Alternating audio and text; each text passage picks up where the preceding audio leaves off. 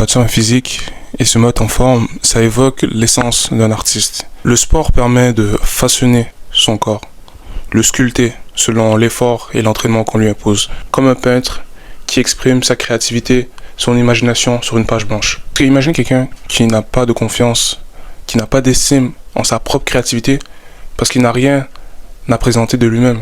Ultimement, c'est très important d'avoir cette confiance, parce que parfois, pour convaincre quelqu'un, il suffit pas de lui dire, il faut lui montrer, qu'elle puisse le voir pour y croire. C'est pour ça que pour un artiste qui essaie d'entreprendre, qui essaie de faire un chef-d'œuvre, le travail qu'il fait n'est pas précipité.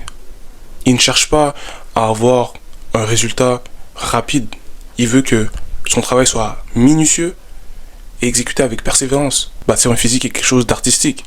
Parce que votre corps devient votre projet. Vous voulez prendre du temps, vous voulez travailler. Avoir le résultat rapidement, c'est un travail qui est bâclé en quelque sorte. Parce que les bonnes choses prennent du temps. Prenons l'exemple de Leonardo da Vinci.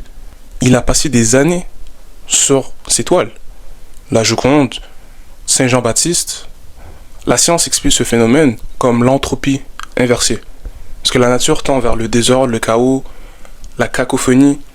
En ayant la patience, en ayant le souci des détails, vous vous mettez dans un environnement qui vous permet d'atteindre un chef-d'œuvre. Maintenant, voici la nuance. L'obsession pour les détails, ça peut alimenter une certaine frustration et un mépris pour son travail. Donc moi, l'approche que j'utilise, c'est que je veux cultiver, en quelque sorte, ce souci pour les détails. Partir du premier pas en ayant des attentes démesurées, c'est se tirer dans le pied. Mais c'est une habitude que je cherche à développer. Chercher, comme un artiste, à évaluer les nuances. Apprécier l'analyse, de peaufiner ce que je fais.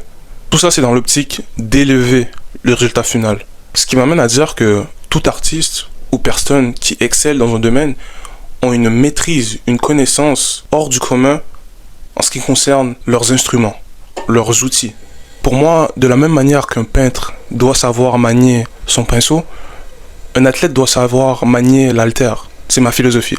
Quand je jouais encore au basket, je trouvais très inspirant des personnages comme Kobe Bryant, parce qu'ils ont réussi à développer une relation très intime, je dirais, avec leur tâche, avec le ballon en soi. Des centaines d'heures, sur des mois, sur des années.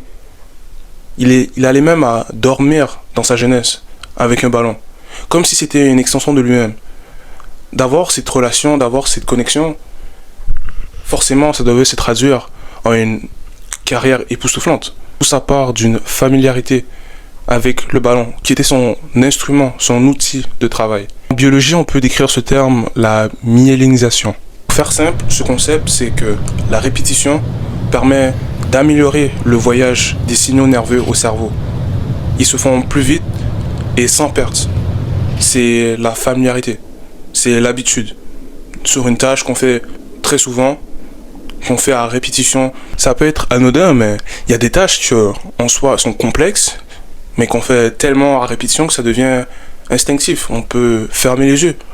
Par exemple, si vous cuisinez, il y a probablement une recette que la première fois que vous l'avez fait, le rendu il n'était pas très glorieux.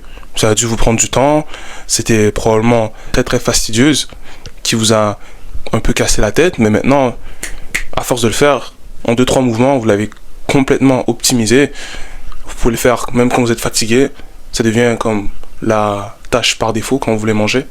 L'exemple de Kobe Bryant, mais pour devenir le joueur qu'il est devenu, il ne s'est pas limité à la simple manipulation d'un ballon. Il y a son esprit du jeu, sa défense, ses tactiques, sa détermination qui se travaille aussi. Donc en quelque sorte, se limiter à un seul aspect d'une discipline, ça peut être un frein. Mais n'empêche qu'il s'est spécialisé. Ça permet de faire vivre ce qu'on crée à travers nous-mêmes.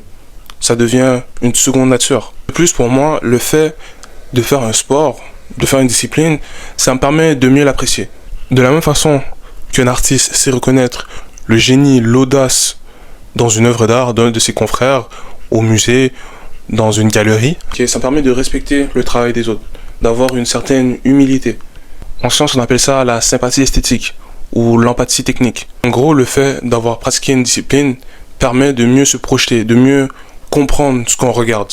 Ça me permet de mettre en perspective notre performance à ce qu'on observe. Un peu une sorte de comparaison. mais beaucoup plus approfondie. Donc je vais prendre l'exemple des gens qui aiment aller à la salle. Eh bien pour eux, regarder le physique d'un culturiste, c'est inspirant. Parce qu'on sait reconnaître le travail qui a été mis en place pour arriver à ce point. Mais par exemple, pour une personne lambda qui regarde des gros physiques de bodybuilders, de culturistes, ça peut sembler grotesque ou ridicule. Okay, pour eux, c'est juste de la gonflette.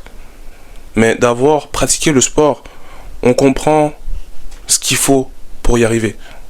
C'est comme une personne qui est vraiment à fond dans le football. Le fait de jouer au football, ça permet de se dire waouh, il y a vraiment des gens qui font ça à la télé. Alors que quand je l'essaye, je vois que ça rentre pas aussi bien. C'est beaucoup plus épatant, époustouflant aussi, permet d'alimenter une certaine passion. Maintenant, ça peut aller dans un extrême comme dans un autre. Il y a des gens que on peut avoir un peu de mépris pour soi-même, on peut être jaloux, ou on peut juste être épaté et vouloir pousser plus loin pour y arriver un jour. Je pense que c'est très très très pertinent d'adopter cette approche parce que ça permet d'avoir beaucoup plus d'humilité et de respect pour ce que les autres font. Parce que les gens sont assez arrogants parfois. Je vais encore reprendre un exemple de la musculation. Mais il y a des gens qui ne veulent pas se lancer parce qu'ils se disent que ah non, si moi je commence, je risque de devenir trop musclé. Ok, bon, je pense que c'est un peu plus les filles là. Il y a des filles qui veulent vraiment pas se lancer dans la musculation, qui veulent pas soulever des poids parce qu'ils ont peur de devenir trop musclé. Alors je vous rassure, parfois même si vous essayez, vous y arrivez pas. Donc je trouve ça un peu insultant de dire que c'est comme, comment je peux dire ça, c'est comme dire à quelqu'un ah ouais, dans le tennis ça me dit rien, j'ai pas envie de devenir comme Rafael Nadal. Soit je pense que je vais devenir trop bon. C'est la même chose mais avec la musculation. Mais les gens comprennent pas parce qu'ils ont jamais essayé, malheureusement. Mais bon, essayez de devenir plus humble, de devenir une meilleure personne, mais avoir plus de respect. Donc maintenant, quand je vois quelqu'un qui excelle dans un domaine, j'ai comme cette humilité, j'ai comme cette ça a comme recalibré mon cerveau. Parce que je me dis que ok, si cette personne est rendue à ce niveau, c'est parce qu'il y a du travail. Et que moi, je n'ai pas fait ce travail. Donc de prétendre que je préfère mieux, c'est arrogant. Allez vous entraîner comme si vous bâtissiez un monument. Chaque entraînement n'est pas une corvée, mais est une occasion de créer, une occasion de peaufiner ce que vous entreprenez.